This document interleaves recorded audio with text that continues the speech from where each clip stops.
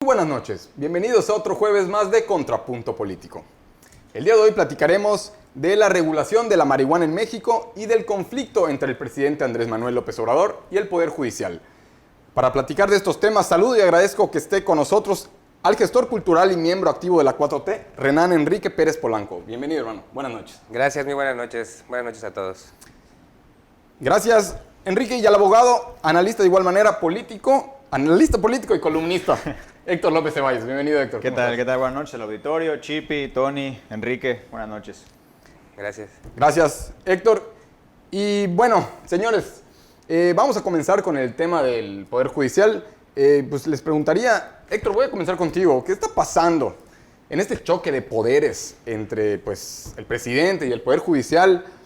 Como sabemos, el presidente lanzó una reforma de ley a la industria eléctrica en la cual el juez Gómez Fierro, la declaró improcedente y decreta una suspensión provisional. El asunto aquí es que a raíz de esto, el presidente, desde la tribuna de la mañanera, pues exhorta al Poder Judicial a que se investigue al juez que le invalidó. Pues esto, Héctor, pues me parece muy delicado, ¿no? O sea, se supone que los poderes son autónomos, libres, independientes. No, el presidente se está metiendo aquí. ¿Cómo ves este tema? Me parece muy delicado, Tony, porque sí, efectivamente, desde la tribuna presidencial hay una cierta presión que se ejerce a los jueces federales, ¿no? Al Poder Judicial federal. Cuando se concede, ni siquiera se concede el amparo, cuando se concede la suspensión, que es poner en pausa el acto que se reclama, en este caso, el acto que se reclama es la reforma de la ley de la industria eléctrica, un quejoso, cualquier ciudadano, no tiene que ser una empresa, cualquier gobernado, acude al juez de distrito, promueve un amparo y solicita la suspensión para que el juez, mientras analiza el fondo del asunto, mientras analiza si la ley, la reforma de ley en este caso, es o no constitucional, se deje de afectar el interés del quejoso, del ciudadano que está recurriendo al juicio de amparo. Entonces, cuando el presidente de la República critica que se haya concedido una suspensión, que está en la ley que se conceda, ya lo decía el ministro Cosío, de hecho el ministro en retiro Cosío, que lo raro es que no se conceda una suspensión, porque la suspensión no es que se gane el amparo o algo, sino es tratar de mantener los derechos del quejoso mientras el juicio se desarrolla. Pues sí es un poco preocupante que el juez pretenda presionar y amedrentar a los jueces federales para que eviten conceder suspensiones, que los esté evidenciando, que diga que si tiene atrás a Claudio X González, que si tiene atrás a la derecha, a Felipe Calderón, cuando el juez está haciendo su trabajo, y si el presidente se tomara la molestia de leer la ley de amparo, vería que el juez está actuando conforme a derecho. Otra cosa, el juez manda una carta a la Suprema Corte de Justicia diciendo que se investigue al juez. Eso no lo puede hacer un ciudadano cualquiera. Eso está extralimitándose en sus funciones y en una especie de cortesía que es un poco mal vista por muchos abogados. El juez de la Suprema Corte, y que es el presidente de la Suprema Corte, perdón, que es además presidente del Consejo de la Judicatura, le da entrada a la queja para que se investigue alguna posible actuación del juzgador, pero eso en la realidad no se procede de esa manera. Claro. Después te voy a preguntar por Arturo Saldívar, de hecho, Héctor. Enrique, ¿cómo ves todo este asunto? El presidente no está abusando de su poder, y si el Poder Judicial realmente está siendo, o sea, te preguntaría si el Poder Judicial realmente está siendo sometido ante estas presiones.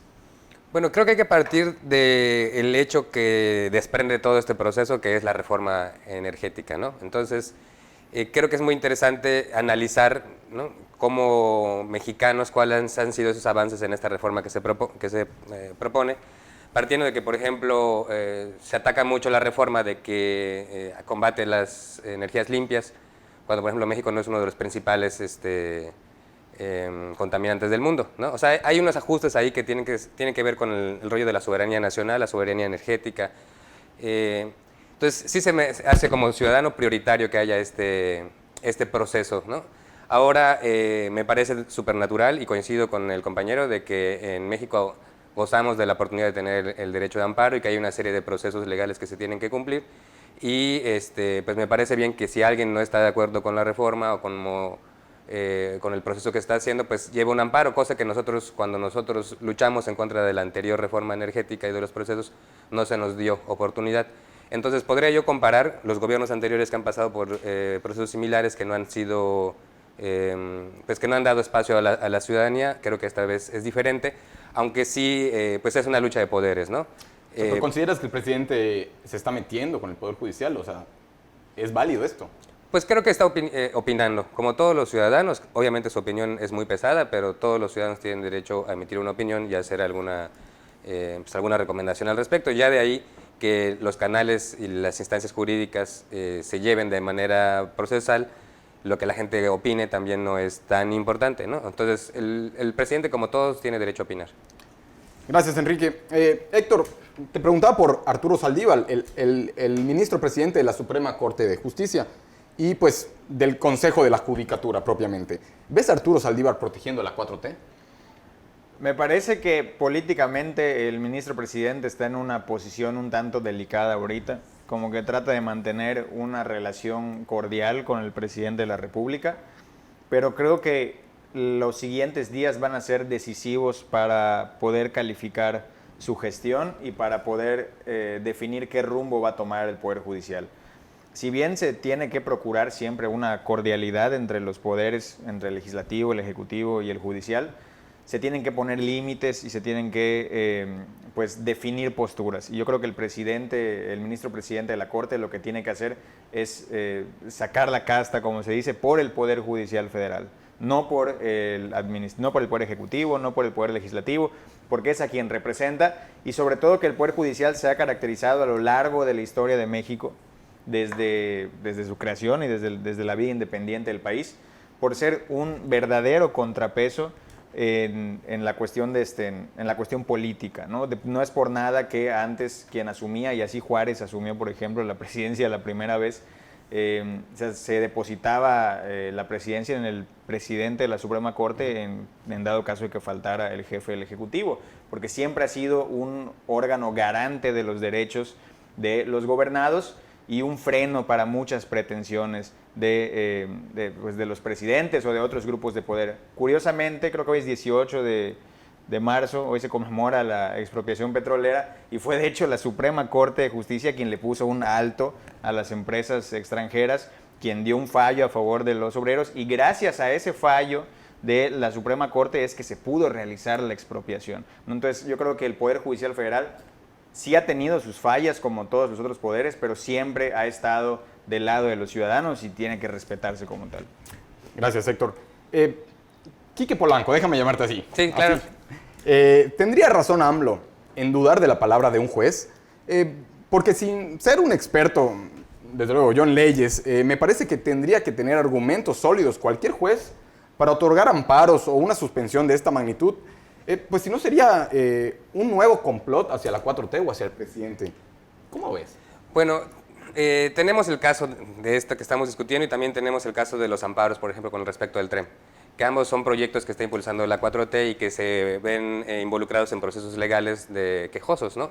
Entonces, creo que la tiene difícil AMLO. Desde muchas perspectivas está recibiendo un país muy complejo, con muchos intereses, y que yo creo y coincido con el compañero que los jueces y que en general podríamos pensar que la mayoría son personas honorables, ¿no?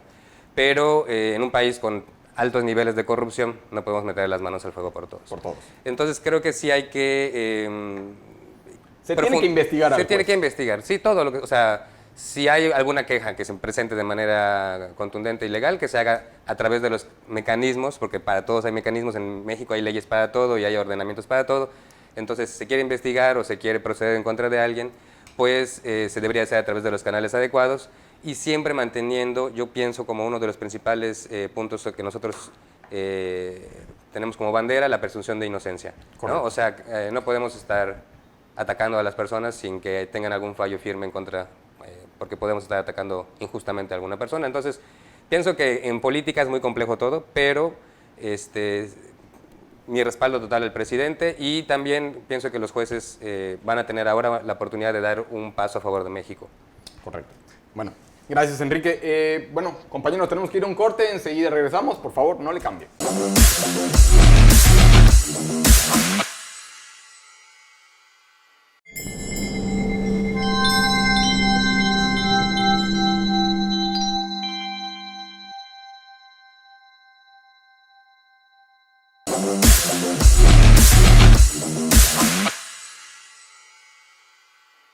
Regresamos a Contrapunto Político. Y me quedé contigo, Héctor. Te preguntaría, ¿qué de malo tiene esta iniciativa que lanzó el presidente Andrés Manuel? ¿Por qué se la suspenden? ¿Cuáles son estos argumentos que dice AMLO son utilizados para defender intereses particulares y privados y no el interés general de toda la nación, ¿no? Y si quieres podemos analizar qué es el interés nacional. No creo que haya propiamente un solo interés nacional, único, generalizado. Creo que cada quien responde a sus propios intereses. En fin, ¿por qué se le suspendió pues esta reforma al presidente? Bueno, esta persona, este particular, el primero del que se concedió la suspensión, alegaba que había una afectación al medio ambiente sano. Para empezar, solo con eso ya es suficiente para otorgar la suspensión, que es violatorio del artículo 4 constitucional.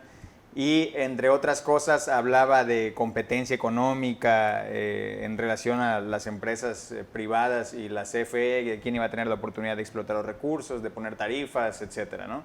Entonces el juez lo que hizo es, en un examen preliminar, superficial, muy básico, es analizar si lo que demandaba el quejoso o si lo que estaba proponiendo la ley iba a afectar de una manera primera, no de una primera aproximación, podía afectar los derechos del quejoso y si tenía alguna apariencia de alguna posible inconstitucionalidad. Entonces deja como que en pausa la aplicación de la ley en cuanto a este quejoso. También se ha argumentado que por qué el juez concedió la suspensión a más personas, porque hay un principio en el derecho de amparo de que solamente a quien la solicita se le debe de conceder la suspensión, pero el juez, en la lógica de conceder la suspensión, dijo es que si yo le otorgo esta suspensión, esta pausa de la aplicación de la ley solamente a esta persona, voy a afectar los intereses económicos de todas otras personas, ¿no? Y sí hay criterios de la Corte y sí hay algunos principios que señalan también que los efectos tanto del amparo como de la suspensión pueden ser generales en determinadas circunstancias, ¿no? O sea, como que sí no puedes dejar de afectar solo a una persona, sino que ese beneficio de la suspensión puede, pues, abarcar a distintos ciudadanos o a distintos particulares. También me preguntabas sobre... bueno, por el tema del interés general, porque lo manejan así. El artículo 129 de la Ley de Amparo habla de algunas cuestiones que son de orden público, en donde no se debe de conceder la suspensión, aparentemente, ¿no? Si alguien dice es que me están afectando mi derecho, pero cae en alguno de los supuestos del artículo 129 de la Ley de Amparo, el juzgador no debe conceder la suspensión, pero hay una excepción que en determinadas ocasiones, si considera que la afectación del quejoso es demasiada, pues sí puede conceder la suspensión. Y nada más para terminar este punto, de hecho, ayer una diputada de Morena, de Michoacán, presentó una reforma a la Ley de Amparo, una iniciativa para reformar la Ley de Amparo, específicamente el artículo 129, para que las actuaciones de Pemex y de CFE y de la Ley de Remuneraciones, para que los servidores públicos no puedan ganar más que el presidente, pues no puedan ser objeto de suspensión, que no puedan detenerse. Lo cual además me parece un absurdo porque debió de reformar el artículo 128 de la Ley de Amparo y no el 129, y seguramente no va a tener mayor efecto su reforma, pero pues es la intención peligrosa de Morena de dejar en estado de indefensión a los ciudadanos. Gracias.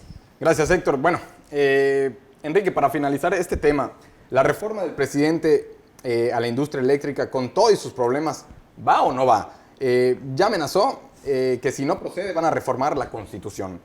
¿Tanto es necesaria esta reforma? Pues es tan necesaria como todas las noches cuando prendemos la luz, tener, como decía al principio, la soberanía de nuestro manejo eléctrico es fundamental, tanto como del petróleo como de la luz eléctrica. Yo estoy a favor de las energías limpias, me parece que como varios de los procesos que está llevando la 4T son muy contundentes en cuanto a solucionar algunos problemas muy inmediatos y que nos hace falta profundizar en algunas cosas. O sea, no considero que todo lo que estemos haciendo lo estemos haciendo bien, pero con respecto a muchas de las reformas que se están haciendo, emanan de necesidades de la soberanía, de la ciudadanía. Creo firmemente que es necesaria hacer una reforma al sistema energético en general, el aprovechamiento máximo que se pueda de los recursos naturales sin contaminar, pero dándole prioridad al Estado. Correcto. Como vimos ahora con las heladas en Estados Unidos, una de las principales empresas de administración de electricidad tronó porque no tenía la capacidad de mantener su operatividad porque no era un Estado. No, ya presumió el presidente que en 5 horas se resolvió en México el problema. Entonces creo que la capacidad del Estado de tener injerencia en estas cosas que son coyunturales como la canasta básica, la energía eléctrica y todo lo que tiene que ver con la soberanía, pues tiene que estar pues avalado por todos los mexicanos, ¿no? Más allá de los partidos y de los colores. Muchas gracias, Enrique. Bueno, compañeros, pasemos ahora sí a uno de los temas que política e ideológicamente hablando resultan pues de los más polémicos del mundo. Quizá, la marihuana.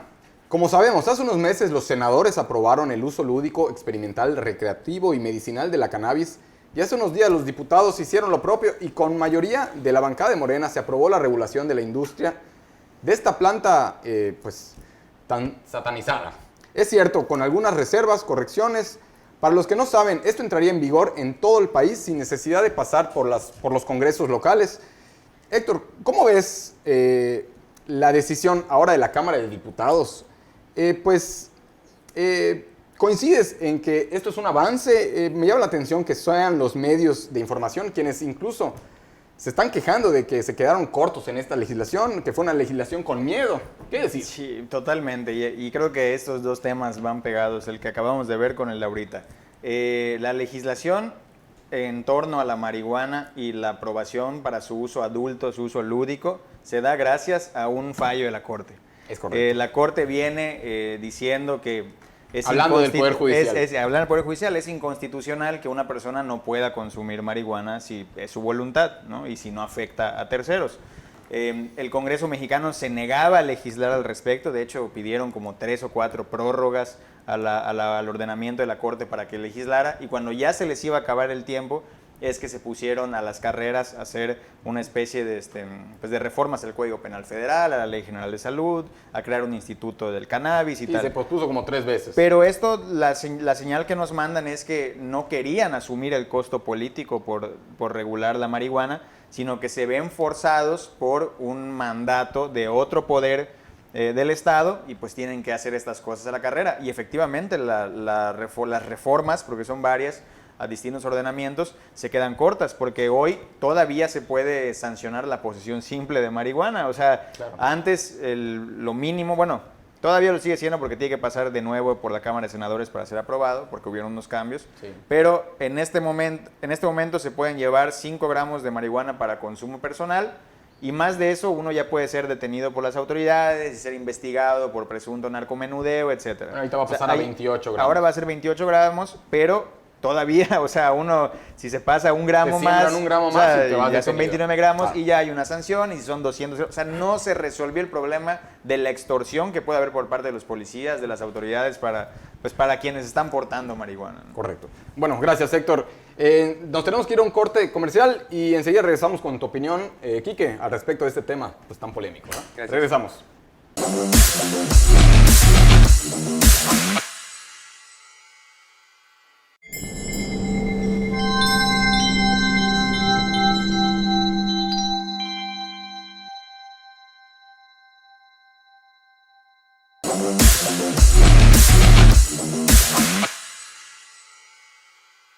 Regresamos a Contrapunto Político. Y bueno, Enrique, me quedé contigo. Tanto los senadores como ahora los diputados que votaron a favor son en mayoría del partido Morena. Y política e ideológicamente hablando, la izquierda ha sido impulsora de este tipo de derechos, pues históricamente. Enrique, ¿esto es parte de los cambios y transformaciones de la 4T? Por ejemplo, te preguntaría si con Ricardo Anaya o José Antonio Meade, pues hubiésemos podido ver estos avances en este sentido.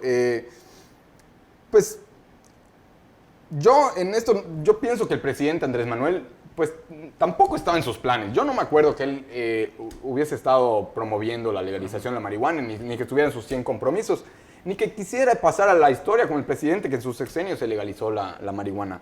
¿Cómo ves ese tema? Bueno, pues primero creo que el proceso de legalización ya había iniciado incluso desde los últimos años de Peña Nieto. Ya habían avances y algunas iniciativas y ya salía un poco en el tema de los medios de comunicación. Creo que de todas maneras se iba a dar. O sea, obviamente con el respaldo de Morena y los partidos de la 4T, que tienen una visión más amplia, tanto de los derechos humanos como de las libertades, pues están a favor de este proceso que no ha sido completo, porque también recojo mucho las opiniones de los colectivos canábicos con los que colaboro, pero sí es una iniciativa histórica, el tercer país a nivel mundial que está en un proceso de legalización. México es uno de los principales, si no el principal productor de marihuana del mundo, tiene al consumidor número uno a un lado. O sea, sería tremendo negocio legalizarla. No solo eso, sino que además forma parte de nuestra cultura. O sea, porque si nosotros preguntamos a quienes tengamos la oportunidad de tener bisabuelos o abuelos ya muy grandes, se acordarán que antes no era ilegal, que se crecía en los patios y que servía para hacer medicina. Hoy por hoy hay una gran cantidad de beneficios que tiene la marihuana para el consumo medicinal y totalmente a favor del consumo lúdico, porque tiene mucho que ver con las libertades y con la capacidad de cada persona de decidir cómo quiere divertirse. Por lo mismo que pienso que el Estado debió de haber sido, entre todas las propuestas que se presentaron, más progresista en cuanto a la propuesta. Se quedaron cortos. Sí, yo coincido en que nos quedamos cortos, pero también pienso que fue un gran avance, ¿no? O sea, en los últimos 3 años se dio un avance que no se logró en los anteriores 70, ¿no? Entonces sí creo que vamos bien en ese sentido. Gracias, Quique.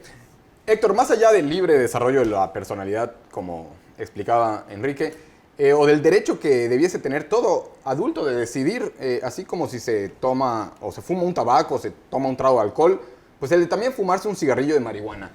¿Consideras que la regulación de esta tan satanizada hierba ayudará a contrarrestar el nivel de violencia en nuestro país? Y si quieres, contéstame también, por favor, en el aspecto económico, pues otro de las apuestas pues más importantes es quitarle el negocio de la cannabis al narco y legalizarlo con impuestos, licencias, derechos, todo lo que representa la industria legal del cannabis. Luego entonces, esto, Héctor, ¿ayudará en materia económica y de seguridad al país?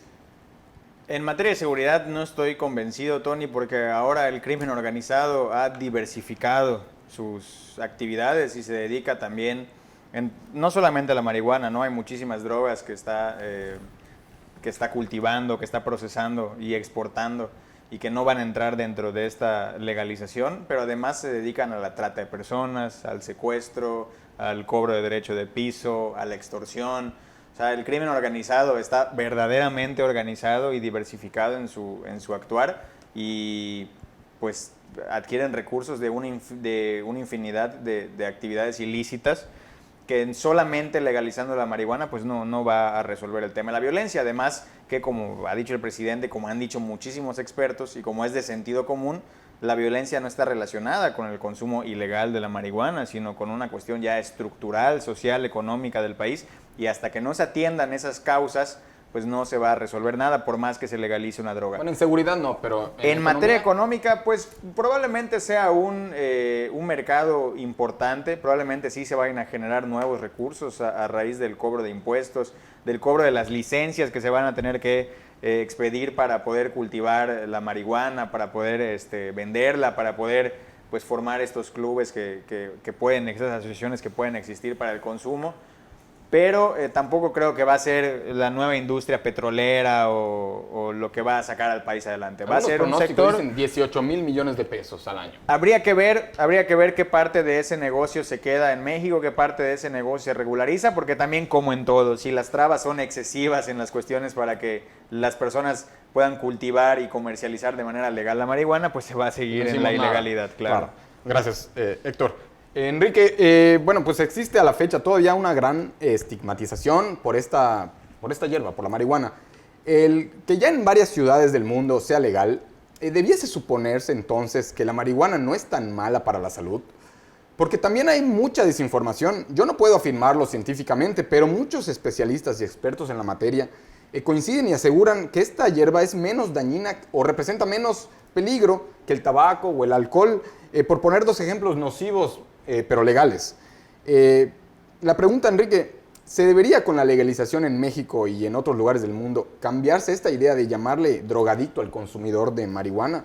¿O esto aún perdurará por años? Pues también hay que decirlo, hay quienes dicen que no por ser legal significa que esté bien. Mira, me parece muy interesante la forma en la que planteas la pregunta. Yo creo que lo que tenemos que hacer es revalorar las palabras y dejar de estigmatizar desde el discurso.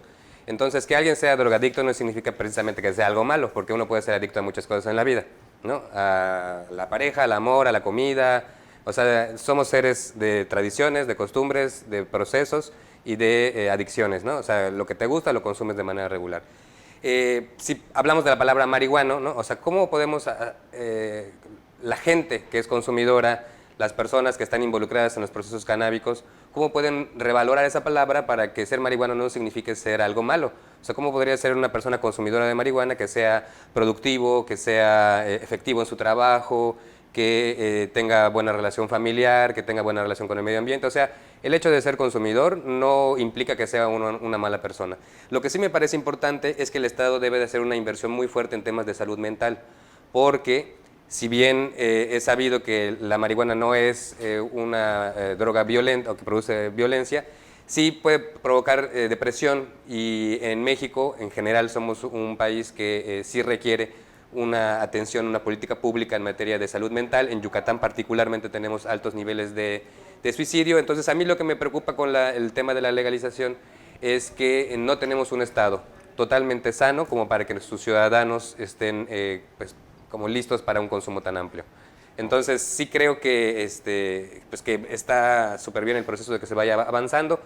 Creo que está construida la ley de tal manera que favorece a las grandes capitales, y que el consumo consciente, el consumo relacionado con las comunidades, con los grupos canábicos, que son los que pueden tener un consumo más adulto, podríamos decir, porque son personas que lo han ido construyendo a lo largo de muchos años, que han aprendido a organizarse, es muy diferente a que llegue Marlboro con su cajetilla de cigarros, ¿no? Entonces, creo que si bien es una oportunidad económica, como mencionaban hace un rato, en tema de seguridad, hoy por hoy el narco en Michoacán gana más por aguacates que por manejo de droga.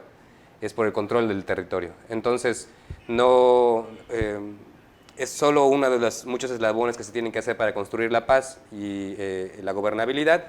No lo va a solucionar todo, pero sí creo que los mexicanos somos muy creativos y que podemos hacer de una pequeña industria una gran industria.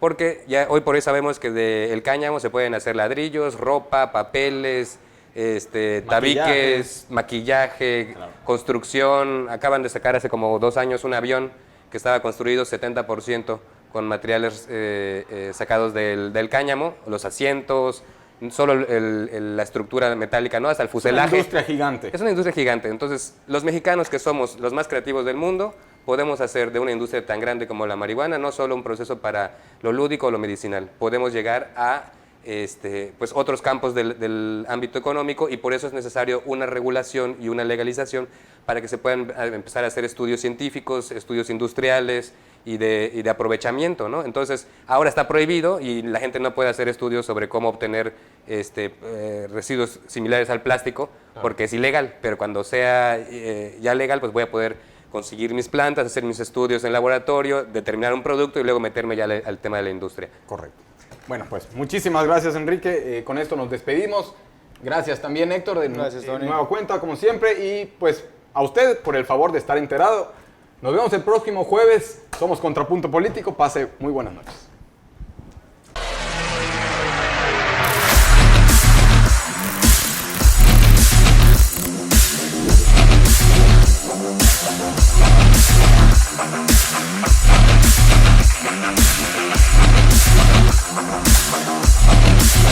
We'll be right back.